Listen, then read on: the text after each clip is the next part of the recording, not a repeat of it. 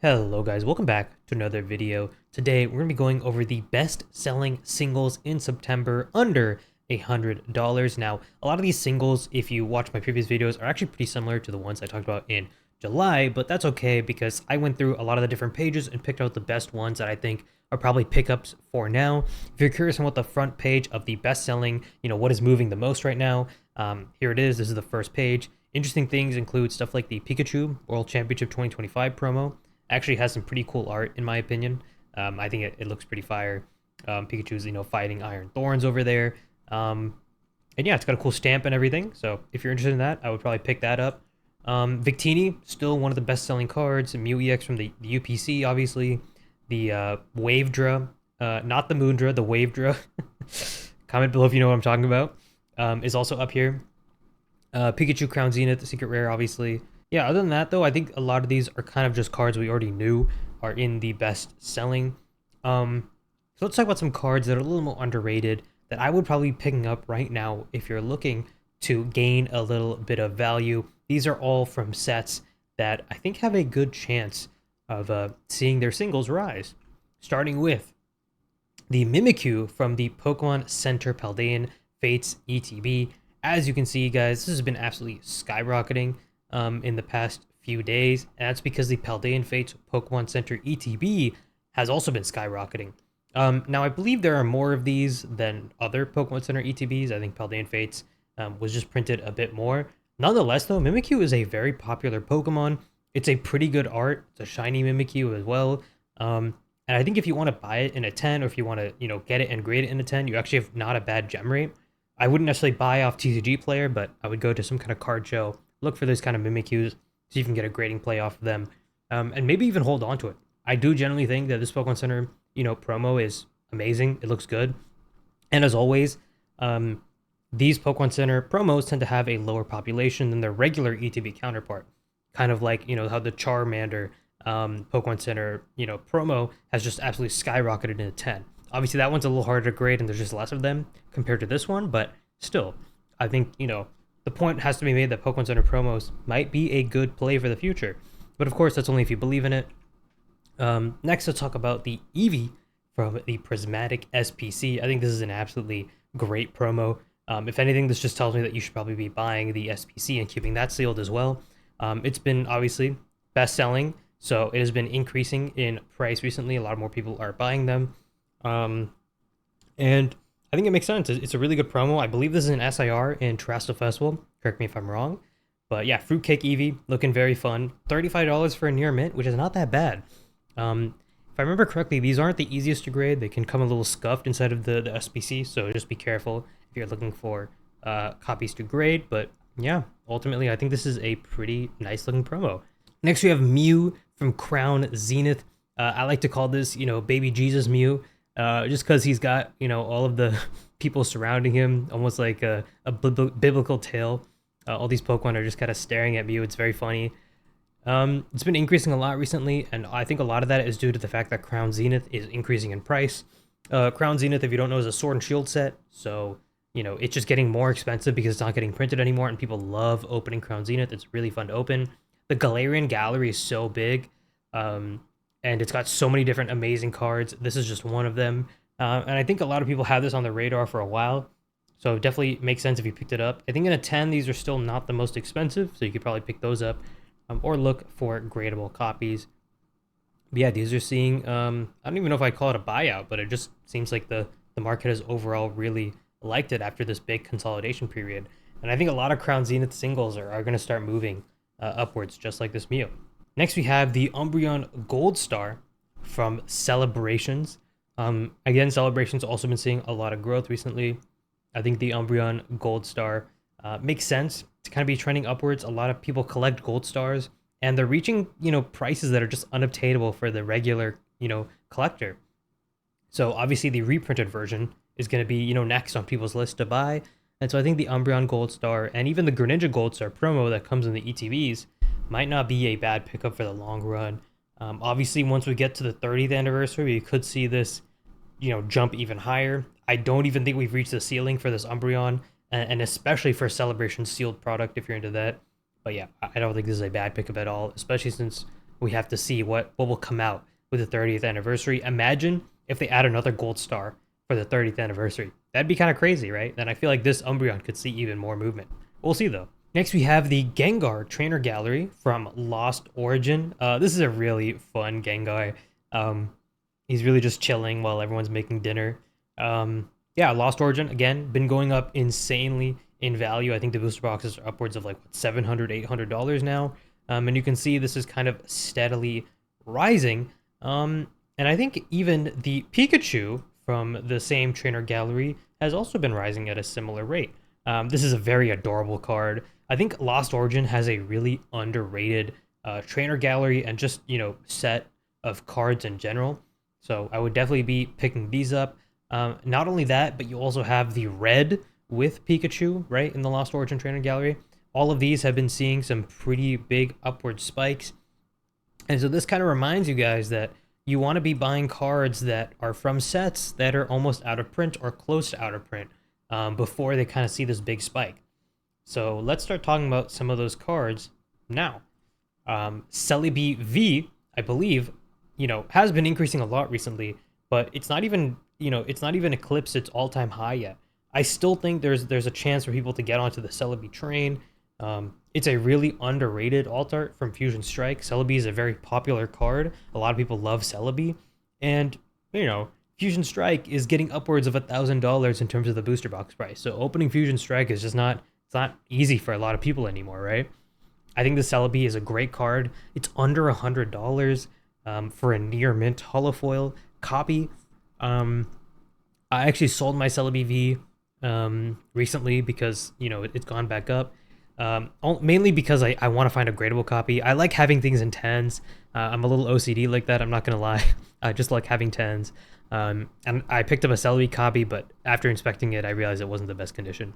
And I will say, a lot of these older alt arts, it's hard to find good conditions that could actually hit a 10. Like, I think we're getting to that point where people have submitted all of the alt arts that they think will get 10s. Not to say that it's impossible to find them. I'm finding it a lot harder, especially when there's a lot of renewed interest in the hobby. Everyone is looking for grading plays.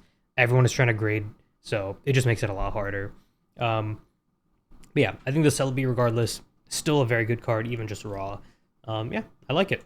Speaking of more Fusion Strike, we have the Gengar VMAX. This isn't even an alternate art; it's just the VMAX card. But I think this version of Gengar is so popular with like almost a Looney Tunes mouth, and the Dynamax version that. Still, just the regular VMAX is actually increasing in price. I think it kind of serves as a good alternative to the alt art, right? Where it's like swallowing berries and everything. And so I think that card is going to do really well.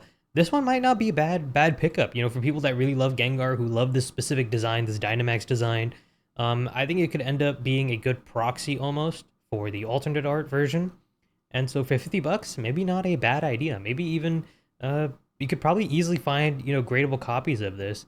I really doubt people were grading this en masse. So yeah, definitely check out if you can find this card if you're into it, if it looks cool to you. As I always say, buy singles that you yourself enjoy, guys. Do not just buy cards to make money, because you're not going to win all the time when you do that. If you want to simply make money, you got to buy sealed. However, if you're just collecting for fun, you're not going to be disappointed either way, right? You're going to still like the cards you have. Another card I forgot to mention from the Lost Origin Trainer Gallery is this Leon's Charizard. I was talking about this a lot. I thought this was going to do really well in the future. I'm surprised it's already going up. If you don't know, Leon is the champion from Sword and Shield. Charizard is kind of like his main Pokemon. It's almost like Cynthia and Garchomp if you think about it, but obviously Charizard is a more popular Pokemon than Garchomp. I genuinely think this card is going to do really, really well in the next 5 years, just because Leon is an iconic character from Sword and Shield. And if you don't know, Sword and Shield was one of the best selling Pokemon games on the Switch. Sorry, my bad. Pokemon Scarlet and Violet actually was the best selling Pokemon game, just beating out Sword and Shield by 1 million, which is actually surprising to me. I thought people didn't like Scarlet and Violet due to all the bugs, but in any case, this Leon's Charizard, I think it introduced a whole new generation of kids to Pokemon. I think it's still a good pickup for the long term. Speaking of more Charizard cards, I think this promo from the UPC is a great pickup. Obviously, I would be buying the UPC just sealed in general, because it comes with 3 different promos. It comes with this Sleeping Zard, it comes with the Zard fighting Mewtwo, and the big Godzilla Charizard. This one is probably one of my favorites out of the three. Maybe only behind the fighting one where it's fighting Mewtwo. In fact, I think the Godzilla Charizard is actually the best-selling one. It's a very cool-looking one, obviously. But again, these ones are incredibly hard to grade, so getting a good, copy of them is going to be pretty difficult. I think I would still just invest in buying one of these promos because the box is now out of print. It's a lot harder to find, and the promos just look really good. Charizard obviously is a very popular Pokemon. If I were going to pick any one of them, I'd probably pick this one where it's fighting the Mewtwo. But I've already talked about this card, so obviously, didn't want to talk about it again. But I do think these cards in general will be good in the future. Next, we have Ninetales from Obsidian Flames. This is one of the best-selling cards as of late, even though it's still kind of climbing back up from its big crash. And here's the thing. Obsidian Flames is now reaching all-time highs in terms of the sealed product, right? The booster box has reached $300. The ETB is running up to like over $100 now. The PZ ETB, if you're concerned about that, the PZ ETB I think has hit like $700 or something. Obsidian Flames is starting to get expensive. What does that mean for the singles? It means that it's going to be harder for people to pull these singles in the future because there's just an entry cost associated with just ripping packs of Obsidian Flames. This means that the Ninetales is going to be harder to find in the future. I honestly think this Ninetales is one of the better cards we've gotten in the Scarlet and Violet era in terms of illustration rares. Ninetales is a very popular Pokemon. Now, will we get a better Ninetales card in the future? Probably, but I still think this looks really good. And I think, for 20 bucks, it seems like you can buy a near mint copy. I don't think that's a bad buy at all. It looks like it's climbing back up. I think now is a good time to buy as any.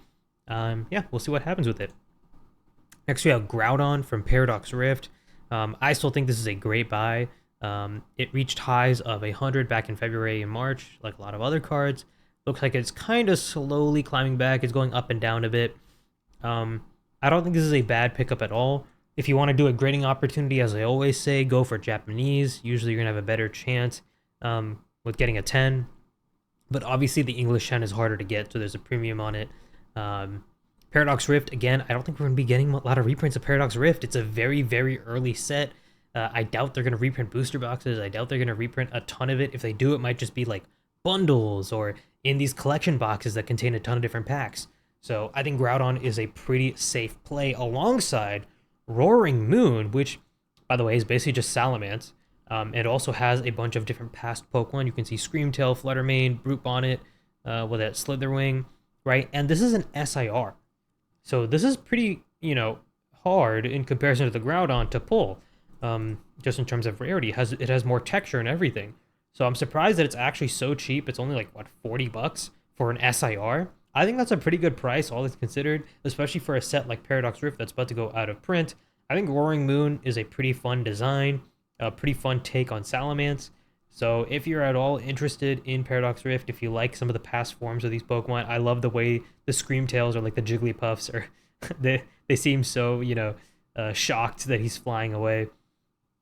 I mean, it's a really fun design. Like, I can't lie. It's one of my favorite SIRs from Paradox Rift. I think it looks really good. I would definitely be buying it while it's still kind of, it's at one of its lows, it looks like, at around, $40 to $30. Definitely not a bad pickup in my eyes. Next, let's move on to Articuno from Journey Together. Journey Together is an interesting spot. It's still getting reprinted a lot. It looks like it's one of the few products that I can sometimes find in Pokemon vending machines. I feel like people don't really like Journey Together that much, which, is fine. I love it. I think it's a great set. This Articuno, obviously, great pickup. I've been mentioning it a lot alongside the Wailord. Looks like this is actually seeing more traction, though, as of recently. Last 3 months, it had a bit of a buyout, but it's come back down.